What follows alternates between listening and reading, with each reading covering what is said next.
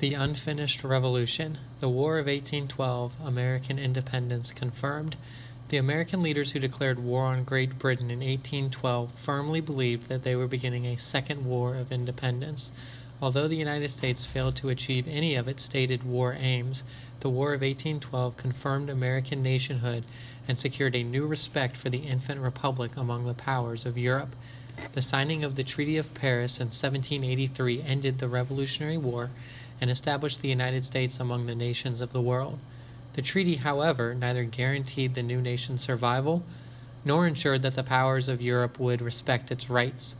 In upholding its rights to trade freely with all of the world's countries, the United States government struggled to find a balance between military preparedness and diplomacy.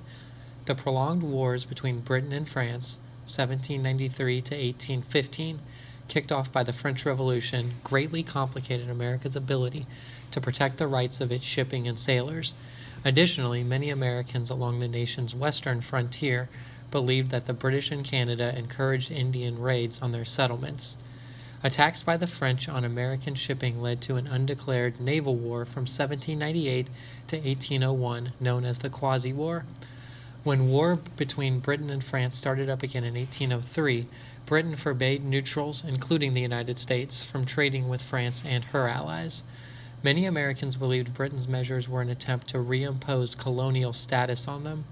Desperate for sailors to man their warships, British captains increasingly boarded American ships and impressed sailors into service, claiming that the merchant seamen were deserters from the Royal Navy.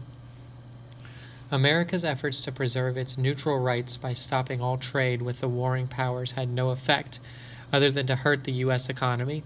On June 18, 1812, after 2 decades of watching its rights violated, the United States defiantly declared war on Britain. President James Madison's war message to Congress echoed the language of the Declaration of Independence.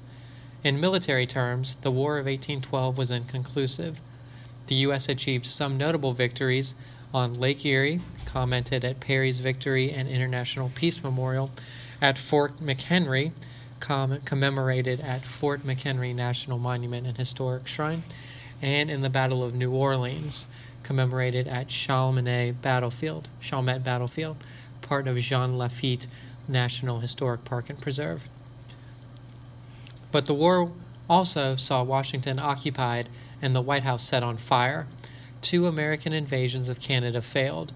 The 1814 Treaty of Ghent, which ended the war, merely affirmed the situation prevailing before the war began, the status quo antebellum. The treaty was silent on the issues of commercial rights that had led to the war. When war between Britain and France ended in 1815, so did British interference with American shipping. The most notable result of the War of 1812 was an upsurge in American nationalism. At the war's conclusion, a French diplomat commented that the war has given the Americans what they so essentially lacked, a national character. The 3-year conflict also resulted in increased funding of the peacetime military, better coastal defenses, a more secure western frontier, and a final confirmation of the Revolution's outcome. The power of the Indian nations of the Old Northwest and Old Southwest was decisively broken, opening the way for white settlement across a broad front. Never again would European powers have significant influence with American tribes. The war also produced a new national symbol, the Star-Spangled Banner, which Congress made our national anthem in 1931. Most importantly, America's independence and status in the world were reaffirmed, never again to be seriously challenged.